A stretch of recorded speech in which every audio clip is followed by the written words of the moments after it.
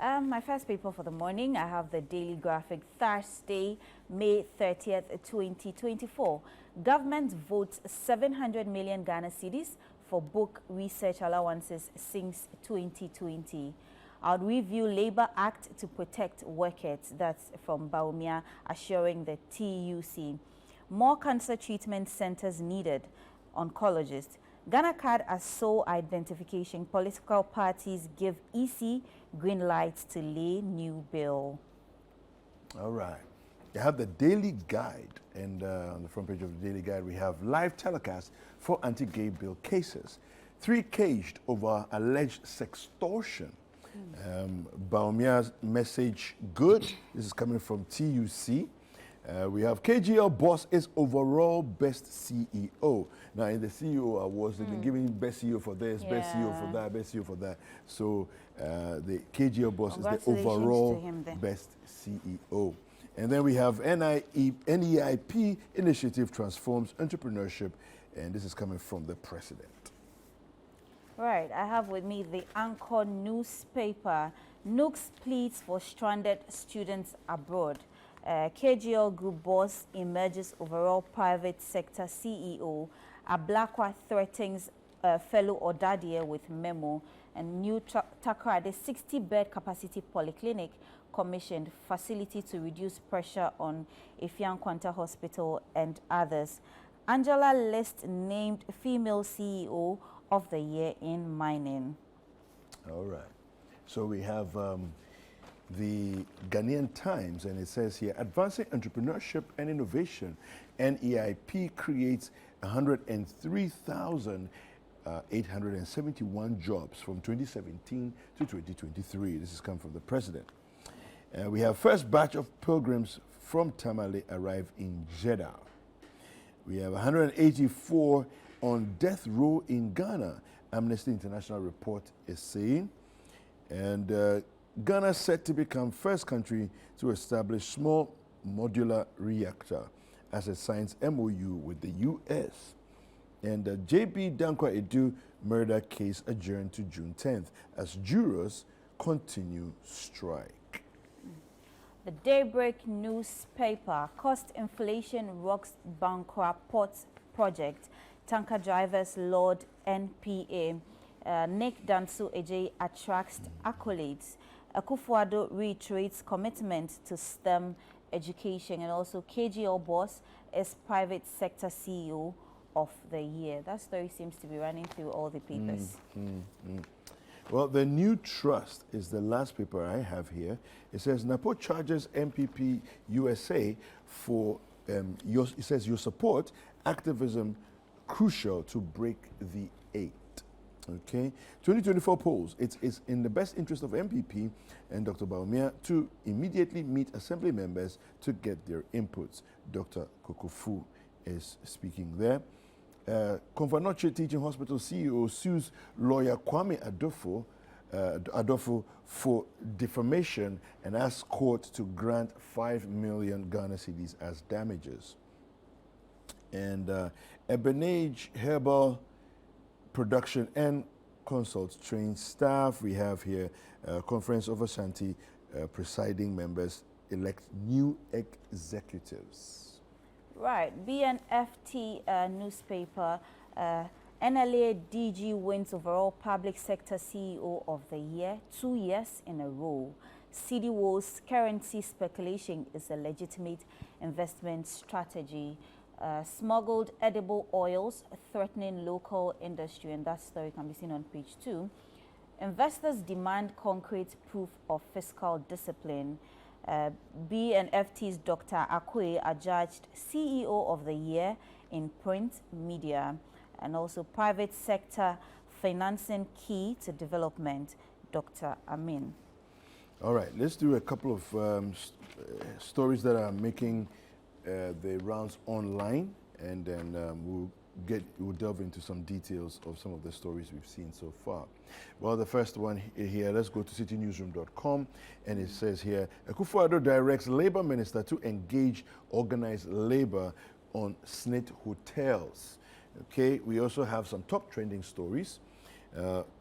here, voter registration, ignore allegations of assault, is coming from John DeMello. Frustration mounts as Ofankor and Sawam road construction causes massive gridlock. We also have outrage as Nigeria changes national anthem. And that's a strange one to me. I mean, it's bizarre.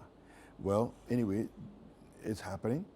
Electrochem Ghana to list on Ghana Stock Exchange. Right. Next, NDC government will resolve payment of stipend for scholarship students. APAC out established Citi with gold. That's Baumia. Leaked a tape. Godfrey Dami has embarrassed his office.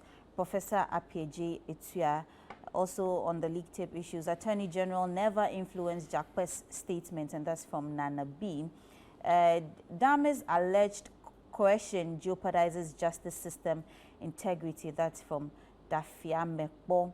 CODO Lords EC for successful execution of voter registration, and the EC to lay fresh bill before payment for Ghana card as sole identity for voter registration. Mahama never promised to establish Citi in 100 days. Bawa Motagri. All right. Let's look at some stories in a bit more detail. I saw this one on the Daily Guide, and I want to get into it. It's on page 6 of the Daily Guide. 3 caged over alleged sextortion. Now, story written by Emmanuel Opoku from Takrade, and it says here, 2 male students from Kwame Nkrumah University of Science and Technology, NUST, and another individual have been remanded in custody by a circuit court in Takrade for allegedly blackmailing a 20-year-old man. The accused, Jerome Enyam, 19, a resident of Fijai near Takrade, Ebenezer Adam, 19, of Kojo Krum in Sekendi, and Awudu Adams, 28, a Fijai resident and junior high school graduate. They allegedly threatened to post an intimate video of Randolph Owusu Hammond and his girlfriend on social media unless he paid them 1,800 Ghana cedis. The 3 pleaded not guilty to the charge when they appeared before the circuit court presided over by Harriet Chawe and were remanded to police custody to reappear on June 17, 2024. Now, the prosecutor, Chief Inspector Keeling Yorson, told the court that the accused were friends and the schoolmates of the victim, a former KNUST student. And he said the complainant in the case is Stephen Owusu Hammond, the father of the victim, Randolph Owusu Hammond. Now, according to the prosecutor, during the first quarter of last year, the complainant's son videotaped sexual intimacy with his girlfriend and transferred it to his laptop. He said that under the influence of ecstasy, the victim's close friend, important case witness, Echo Wilson, downloaded the video onto his mobile phone. Are you see what's happening? The prosecutor stated that the first accused, Jerome Enyam, airdropped the footage onto his phone without the witness's knowledge or consent. According to Chief Inspector Yorson, Jerome Enyam shared the video with the second and third accused persons, Ebenezer Adam and Awudu Adams. Now, he stated that the first and second accusers maliciously shared the same video to the victim. Okay. The prosecution alleges that the first and second accused demanded 1,800 Ghana cedis as a ransom and threatened to release the footage on social media if the demand was not met. Now, on November 7th, 2023, the 3 accused persons sent a text to the victim via an anonymous Vodafone, which is now Telecel, contact number 0203 224 110, informing him that they had in their possession an amorous video involving him and his girlfriend and demanded 2,500 Ghana cedis from him. At this time, the victim informed his father, the complainant, who filed a case with the police intelligence directorate, that's PID, in Takoradi, resulting in the arrest of the accused persons. And the police retrieved the 3 accused cell phones, which had the explicit video. Following an investigation, the accused were charged with the offense and arraigned in court. Now, this, I hope that the case sees its logical conclusion, because you see, we need to put our foot down on some of this nonsense. Yes, I do agree that, honestly, you're having a good time with your partner and whatever else. If you are really having a good time, why are you filming it, right? I don't understand that. But it is your private business, and you can film if you choose to. However, how dare you threaten to expose somebody on social media to just to blackmail them and get cheap money? I really hope these people get, the 3 of them, they get what is coming to them. I feel like we need to do a lot of sensitization on these things, because many a times we see stories. We need to expose them. We see stories of people threatening to release their partners' videos, their friends' videos, and whatnot. Why, in the first place, would you want to have intimacy with somebody and film it? For what? What are you using it for? Memories, recollection. Come on. What are you using it for? Recollection.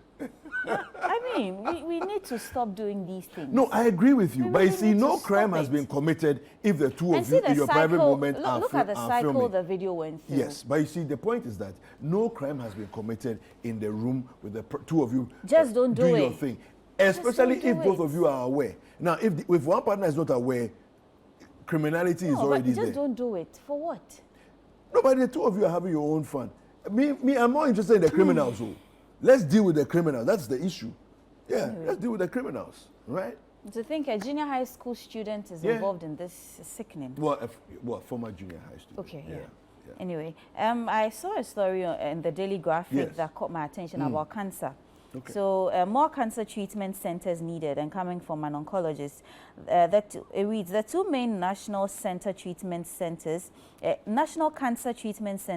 in Accra and Kumasi have been described as woefully inadequate for a population of 34 million Ghanaians. Because of this, patients have to go through a long waiting time before they are put on radiotherapy machine for treatment. A specialist radiation oncologist at the Kolebu Teaching Hospital, Dr. Mary Ann Dazi, who disclosed this, cited a recent study which established that for every patient to get optimal radiotherapy utilization, about 23 machines and 4 high-dose rates, bronchography, an internal radiation treatment machine were needed. During a presentation on cervical cancer elimination at a round-table discussion, she said if one cancer treatment center at least could be established in the northern part of the country, it would go a long way to reduce the waiting time. During the National Center of Radiotherapy and Nuclear Medicines at Kolebu Teaching Hospital in Accra, for instance, she said the waiting time to get onto the treatment machine was about 3 months. Wow. It's terrible, and the machine is breaking down every now and then. If you have money, you can go to the private sector. But how many people can afford 3,000 Ghana cedis or 4,000 Ghana cedis for just radiotherapy? Dr. Dazi quizzed. Since many people cannot afford the private facilities, they wait for the governments. She added that sometimes when it's time for treatment, you call them and the response is, oh, the woman is dead. You call them and they come in with metastases all over. It's too late, so we need infrastructure, she explained. Metastasis is a spread of cancer cells from the place where they first formed to another part of the body. Dr. Dazi called for sustainable strategies for advancing cervical cancer prevention and care in the country. She said the 2 national cancer treatment centers at Kolebu and Kolebu Teaching Hospitals were established in the 2000s for a population of 20 million people, and that the country could not continue to rely on the two machines when the population had increased to 34 million. So the story goes on and on and on. That's quite interesting, Kuku. Yeah. To think we have just 2 centers in the whole country. Two public centers in the whole country. At least in Accra, I know that there's about 5 or 6 private ones. Yeah, that's what she's but saying. But again, the cost the challenge involved. is the cost Yes. involved. That's a lot. 3,000 cities to 4,000 cities. Yeah. And we know that cancer is also caused, majorly in part by lifestyle choices. And the way we've made our choices in the way we want to live our lives in Ghana means that there's an increase, in cancer cases. And so really, we need to do better. Yeah. We need to take our diet a bit more seriously, live healthy, exercise frequently. Last Saturday, we had Doc in the studio from Violet Medical Center, and then he touched on some of these things, that our lifestyles, how we eat, what we take in, how we even live our lives. Some people just stress, and then just go to bed. All of these things pile up. Yeah. Hypertension comes in, high blood pressure, diabetes, and all. See, we need to do better. Yeah. We really I think that, for personally, I, decided that through, of course, study in school, but then beyond that, literature, and then current understanding of nutrition and fitness, exercise is critical. Okay, you cannot do without exercise. Okay, the least you should do is to be walking upwards of 8,000 steps a day. Okay, if you're not doing anything else, the least you should be doing is walking upwards of 8,000 steps every day. And it's not like once a week, this type of joking things that people do, and they say that, oh, we are exercising. I went to the gym once last week, and it's like that. No. That's what we're talking about. It has to be consistency. Conscious effort, and it should be consistent. You see, you don't need to do a lot at once, and then your benefits come. No, you do a little at a time, but do it all the time. That's where you get your benefits from. Okay, so there's exercise, and then there's also diet. Right. Insana dorso. Reduce. Smoking no dorso. Smoking no dorso. Hey, I'm on for No, we have to reduce. Yeah. You see, I'm not saying don't touch any drink at all, but let's minimize the volume and the frequency with which we drink. Because trust me, alcohol causes free radical release in your blood. Free radicals are the #1 known cause for triggering cancer. Yeah, thank you to my biochemistry teachers. Yes, they taught me this back in the day. Yeah, so it's important. We need. Right. And then the diet, the things that we're eating. A lot of, do you know what they call rancid oil? Rancid oil is oil that is broken down beyond the point where it's useful to you. It becomes dangerous to you. So imagine the oil that they used to fry the something, they're using to fry the something again, and then 3 days later the same oil they're using to fry another. And so the oil dries up or turns black. The oil is useless. The oil, now the food, the buffet you are eating, if it's been used, it's been used to fry oil since last week. The buffet that you are eating today, this buffet can give you cancer. The buffet just is from fresh. The oil. The buffet is fresh, but the oil, but the oil that was used to fry that buffet, is about to give you cancer. Assemble well. Anyway, you know what? Sports is next.